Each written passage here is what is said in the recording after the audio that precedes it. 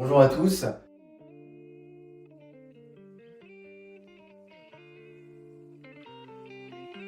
Bonjour à tous. Aujourd'hui, Orpi vient à la rencontre de Géraldine Brachet, courtière en crédit. Donc on vient dans ses locaux et puis on va lui poser quelques questions sur l'actualité économique et surtout les conditions de financement actuelles. Bonjour, Bonjour. bienvenue à Infi Crédit. Bonjour Géraldine, enchanté, ravi de vous rencontrer. J'aimerais en savoir un peu plus sur votre parcours et qui êtes-vous? Alors, qui je suis? En fait, je suis courtière en prêt immobilier chez Infi Crédit, ça fait maintenant 1 an et demi. Alors, j'ai un cursus bancaire et comptable, de par ma formation de comptable. J'ai aussi fait, entre parenthèses, une reconversion en 2005-2008. J'ai été commerçante parce que j'ai repris un salon de toilettage. J'étais passionnée des animaux. Et puis ensuite, j'ai eu mon premier enfant, donc c'était pas trop compatible avec une vie de famille.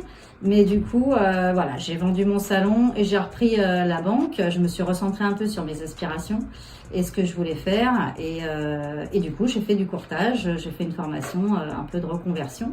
Et puis, je suis, alors, dans un premier temps salariée à Villeurbanne. J'ai repris après une agence sur Villefranche. Chez un courtier régional et je suis finalement, j'ai terminé chez Infi Crédit en tant que mandataire. Alors du coup, qu'est-ce qu'Infi Crédit aujourd'hui? Alors, INFI Crédit, c'est un cabinet de courtage. En fait, c'est une franchise nationale de courtage depuis 2004. On a un gros groupe français dans le courtage. On a eu palmarès aussi, la meilleure enseigne de France en 2022. Enfin, on était plutôt dans le top des 5, mais c'est pas mal. On a 120 agences, on a 300 collaborateurs, c'est quand même pas mal de dossiers financiers chaque année. Et puis c'est surtout on est diversifié. Donc on fait du prêt immobilier, on va faire du prêt professionnel avec de l'achat de murs commerciaux, de la SCI, du fonds de commerce. On fait aussi du prêt personnel, à la marge, mais on en fait. Et du regroupement de crédit quand vous avez un prêt vous avez plusieurs prêts, vous voulez les regrouper. Eh bien, on les rachète et on vous donne un petit peu plus de souplesse. Voilà. Donc, on a aussi 110 partenaires. En plus des banques de réseau, on a des établissements financiers qui peuvent permettre de trouver des solutions. Et donc du coup, est-ce qu'on pourrait avoir un petit point sur la situation économique du moment? Alors, aujourd'hui, depuis plus d'1 an, on voit les taux augmenter depuis février 2022. Considérablement tous les mois. Il y a eu un problème effectivement en juillet 2022 où on s'est retrouvé dans une problématique de taux d'usure, enveloppe budgétaire qui baissait, crédit de plus en plus cher. Ce taux d'usure, c'est donc le taux de la Banque de France qui interdit aux banques de prêter au-delà de ce taux.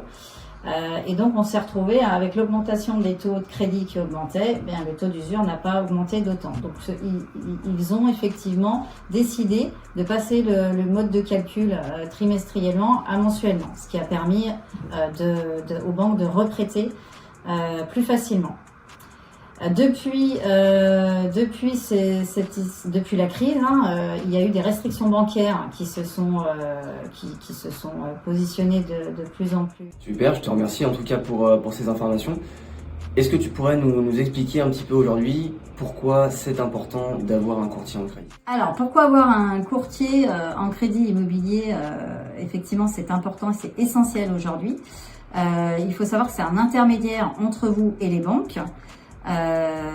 Donc avoir un courtier, c'est calculer dans un premier temps l'enveloppe budgétaire afin de vous assurer d'un achat immobilier et de vous faire gagner du temps surtout, et puis surtout à tous les partenaires aussi qui vous aident et les experts qui vous aident dans cette démarche.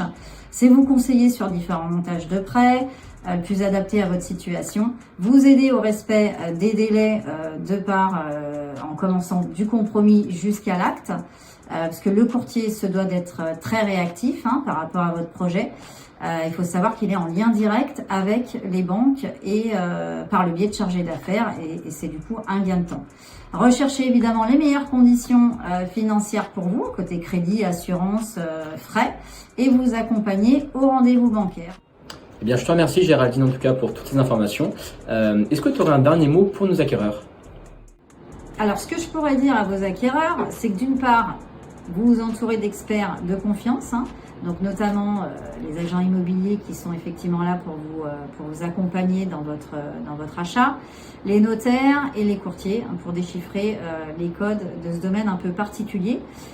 Surtout lors d'un premier achat, pour les primo-accédants c'est important parce que le langage n'est pas forcément compris du premier coup.